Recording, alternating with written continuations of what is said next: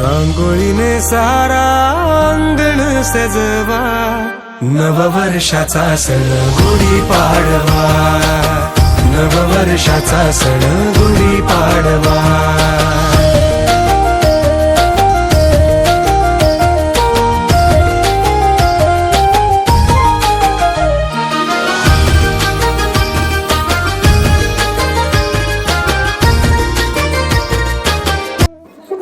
पहिल्या दिवशी गुढीपाडवा साजरा केला जातो. निसर्गातील नवे चैतन्य, आनंद, नवी सुरुवात हाच या सणाचा उद्देश आहे. अशी आख्यायिका आहे की याच दिवशी ब्रह्मदेवाने संपूर्ण सृष्टीची निर्मिती केली होती. तसेच गुढी उभारण्याचे आधुनिक कारण म्हणजे खूप वर्षांपूर्वी अयोध्येचा राजा श्रीराम हा रावणावर विजय मिळवून परत अयोध्येला आला. त्यांच्या आगमनाचा आनंद साजरा करण्यासाठी लोकांनी आपल्या घरासमोर गुढी उभारली, म्हणून हा दिवस शुभ मानला जातो. गुढीला विजयाचे प्रतीक असेही म्हटले जाते. हा सण आपल्याला आयुष्याची सुरुवात नव्या उत्साहाने, आनंदाने करण्याचा संदेश आणि प्रेरणा देतो. या दिवशी सकाळी घरोघरी उड्या उभारून, तोरणे लावून नवीन वातावरण तयार व्हावे याकरता जे काही करता येण्यासाठी असते ते या दिवशी केले पाहिजे.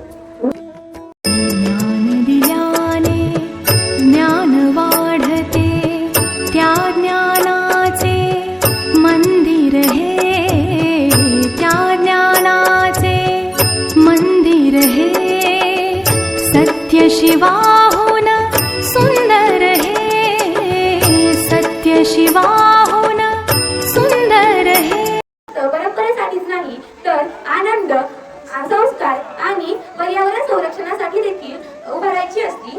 यापुढील माहिती माझ्या मैत्रिणी सांगतील. गुढीपाडवा हा फक्त सण नसून तो आपल्याला पर्यावरण जपण्याचा आणि निसर्गाशी एकरूप राहण्याचा संदेश देतो. हा सण संपूर्णपणे प्रदूषण मुक्त आहे. म्हणजे या सण साजरा करताना आपण कोणत्याही प्रकारचे फटाके वाजवत नाही, त्यामुळे वायू आणि ध्वनी प्रदूषण होत नाही. या सणात गुढी सजवताना आपण नैसर्गिक साधनांचा वापर करतो, जसे की हा बांबू, ही साखरेची गाठी, ही साडी आणि हे पानं फुलं. हे पुनर्वापर करता येणाऱ्या वस्तू आहेत. या सणाच्या दिवशी कडुलिंबाचा पाला खाल्ला जातो, कारण याने शरीर शुद्ध राहते. आपण सर्वांनी मिळून निसर्गाचे रक्षण केले तर पृथ्वी अधिक सुंदर बनेल. गायीच्या शेणाने घर सारवल्याने घर नैसर्गिकदृष्ट्या निर्जंतुक राहते.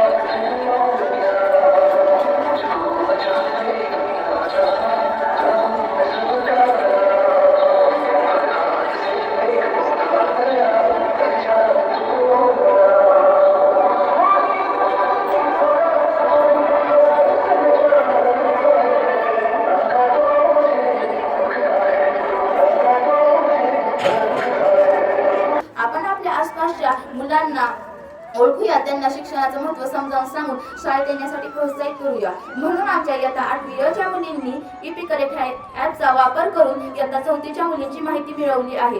त्यापासून आपण आपल्या प्रशाळेत प्रवेशासाठी मुलींना प्रोत्साहित करून आपल्या कन्या शाळेचा पट वाढवूया.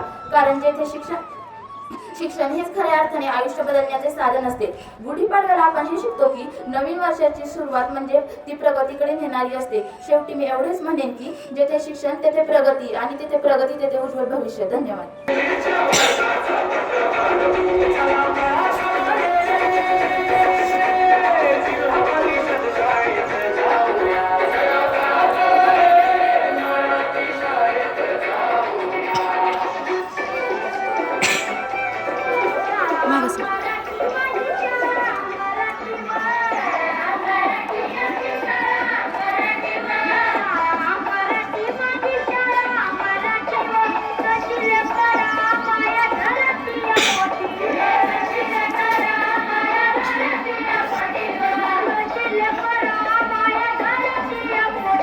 गुढीपाडवा हा सण नववर्षाचा पहिला दिवस आहे.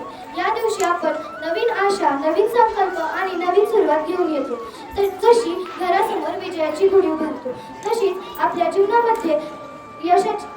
जीवनामध्ये ज्ञानाची गुढी उभारणे तितकेच महत्त्वाचे आहे. ज्ञान मिळवण्याचा सोपा आणि प्रभावी मार्ग म्हणजे पुस्तक वाचन. पुस्तक हे मानवाचे मित्र आहेत. पुस्तके आपल्याला योग्य मार्ग दाखवतात, योग्य दिशा दाखवतात आणि आपले भविष्य घडवतात. महान शास्त्रज्ञ डॉक्टर APJ अब्दुल कलाम यांनीही वाचनाला खूप महत्त्व दिले आहे.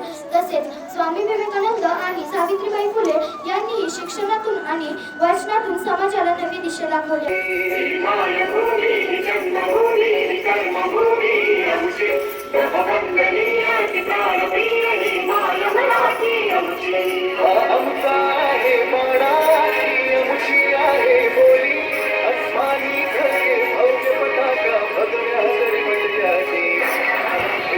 गुढीपाडवा हा सण म्हणजे वसंत ऋतूचे आगमन, नवीन वर्षाची सुरुवात आणि रब्बी पिकांच्या कापणीचा उत्सव म्हणून शुभ मानला जातो. आज आम्ही सहावीच्या वर्गाने आरोग्यदायी गुढी उभी केली आहे. त्यात तुम्ही पाहू. या दिवशी गुढीपाडव्याला कडुलिंबाची कोवळी पाने, गूळ, जिरा, हिंग आणि ओवा यांचे मिश्रण खाण्याची प्रथा आहे. याच्यामुळे रोगप्रतिकार शक्ती वाढते, रक्त शुद्ध होते व पचनक्रिया सुरळीत चालते. त्यातलाच एक सण म्हणजे गुढीपाडवा, जो आज इथे साजरा करत आहे. गुढीपाडवा व आमच्या शाळेचा एक संबंध आहे. जेव्हा आमचे सर्व शिक्षक एकत्र येतात तेव्हा बांबूसारखे मजबूत बनतात व आमच्या पर्यवेक्षिका उर्मिला मॅडम ह्या साडी बनवून त्या बांबूची सुरक्षा करतात व आमच्या प्रिन्सिपल टीचर माने मॅडम ह्या कलश बनवून ह्या पूर्ण शाळेची सुरक्षा करतात आणि आम्ही सर्वची मुले घाट्या बनवून या सुंदर शाळेमध्ये शिकत असतो. आज मला अभिमान वाटते की मी या सुंदर शाळेमध्ये शिकत आहे. आता माझी मैत्रीण राजगौरी व राजनंदिनी या दोघेही तबला वाजवून गुढीपाडव्याचे एक गीत सादर करतील.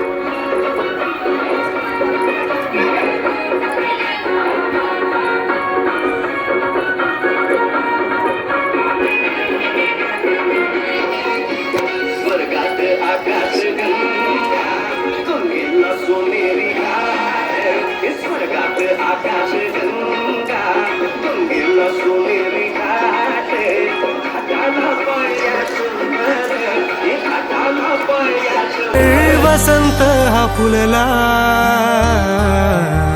साऱ्या धरणीवर, वसंत हा फुलला नववर्षाचा सण गुढीपाडवा, नववर्षाचा सण गुढीपाडवा, नववर्षाचा सण गुढीपाडवा, नववर्षाचा सण गुढीपाडवा.